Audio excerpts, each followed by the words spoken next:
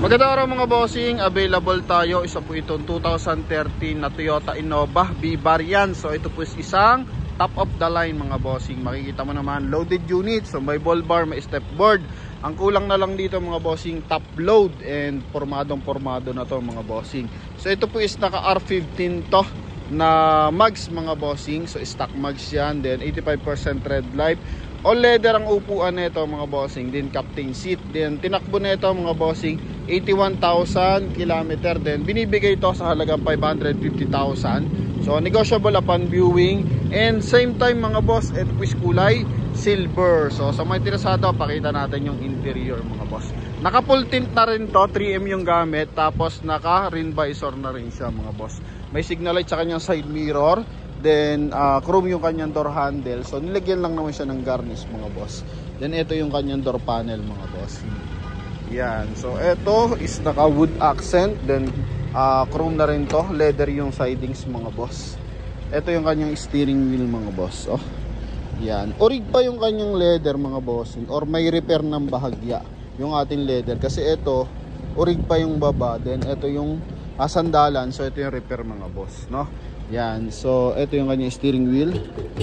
Yan, then dashboard mga boss. Mileage 81,639. Naka-automatic climate control yan. Naka 1DIN audio system. Then yung kanyang shift knob mga boss, meron din siyang wood accent. Then ganun din sa kanyang door panel. And syempre dito sa kanyang head unit mga boss. Dual airbag to mga bossing. Same time, gumagana pa yung kanyang mga window. Yan, okay. Responsive pa yung kanyang mga window mga boss. And also yung kanyang side mirror. Yan.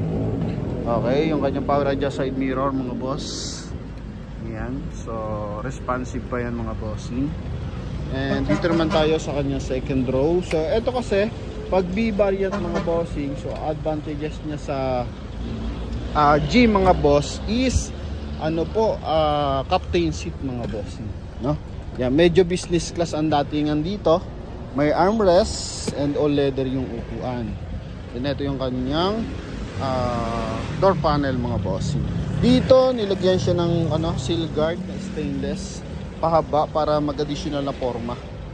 Yan. And papakita din natin syempre yung engine bay. Sa likuran may bull bar din siya.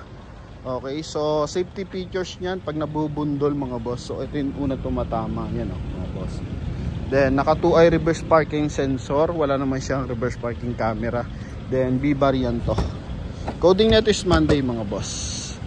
Yan. Same time may kasama rin siyang seat cover mga boss. Ito yung likuran niya. So napakalamig. Even dito sa likuran sobrang lamig ng aircon mga boss. Damang dama. Yan mga boss. Then door funnel. Wala naman siyang bahid ng bangga mga boss. Okay, malilinis yung kanyang tail light tsaka yung kanyang headlight. Ito yung likuran mga boss. Yan, so top load na lang taga ang kulang dito. Talagang kargado na mga boss. So kabilang side niya. Yan. Okay, so ito naman front area. 3M ang gamit dito ang tint mga boss. Not sure lang kung kita pa. Yan mga boss. Ito 3M ang nakalagay mga boss. So ganda ng timing ng makina, pero open pa rin natin yung ating engine bay mga boss. Yan. So door panel kulay silver to mga boss. May signal light sa kanyang side mirror. Eto may basag lang ng bahagya mga boss. May konting damage.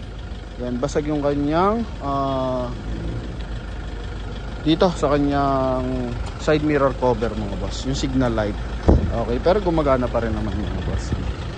Yan. Then ito yung kanyang headlight mga boss. Ayan.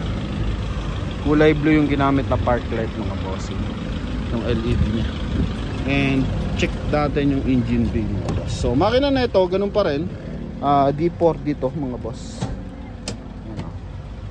Okay. Ganda ng kanyang steering wheel. Then ito yung kanyang front area mga boss. So 13 model. Yung sunod dito is yung 14. So sa 14 kasi nag-umpisa yung Alphard looks mga boss. So ito yung late version ng 13. Pero maganda pa rin kasi B-Variant to. Chrome yung paikot. Then gray yung kanyang front grille. Then chrome din yung kanyang emblem. Sa hood naman, meron siyang chrome accent dito sa ibabaw. Okay? Yan. So, makina natin, ito, D4D na Toyota Innova mga bossing. 2.5 liters na turbo diesel. So, idea lang tayo yung makina na D4D. Ginagamit yan sa van, ginagamit yan sa Fortuner, ginagamit din yan sa Hilux mga boss. Ito yung kanyang hood mga boss. Naka-ABS na rin yan, same time mga boss. Automatic yung ano natin, hakpan mga boss. So makikita nyo naman yung redeem ng makina. Papakinggan nyo mga boss, no? Ayan. Okay, so ito, walang issue ng bangga din sa kanyang kuratoyo. And syempre, walang usok to mga boss, no? Okay. So ito, power steering fluid, tag dito, power steering fluid. Ito naman sa ating ano yan, coolant. Okay, then insulator mga boss. Yan.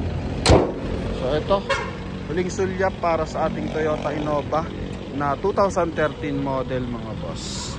Makiseg sa stepboard. So kumpleto yung rubber ng sidings, harap at saka likod. Okay. Then pag light natin, goods pa rin mga boss. Then pattern na pattern naman yung ganyang bull bar. So concept talaga yan kay Innova mga bossing. Aftermarket yan pero malaking pakinabang yan mga boss. Nag-atid yan ng magandang pormahan. Then yun nga sa top load, kulang na lang nito top load. Okay, siya. Then likuran naman natin, nagtatambol ng kusa yan mga boss, no? Yan. Ito yung kanyang final viewing sa interior. Yan. Sa ating mga buyers na interesado, so ito po yung ating Toyota Innova 2013 model. Maganda na yung meter cluster niya pag ganyang model mga boss, no? Okay, blue na yung concept niya sa loob mga boss. So may pagka-eleganta ng bahagya, no? So bull bar natin, ito may dent ng bahagya yung bull bar. So konting-konti lang naman mga boss. Then dito sa side, so wala naman tama mga boss. Ito, goods na goods. Yan, no? Okay, so ito sa ating mga buyers na interesado, so naghahanap ng Toyota Innova na B variant, ito po. Yan. So napakatibay pag D4D ang gamit mong makina mga boss. Okay. So huling sulyap para sa ating Toyota Innova mga boss. So may interesado, tawag lang po sa ating contact number na sa screen. Connected dyan ng Viber and WhatsApp mga boss. So yun lamang mga boss, thank you very much and God bless, bye bye.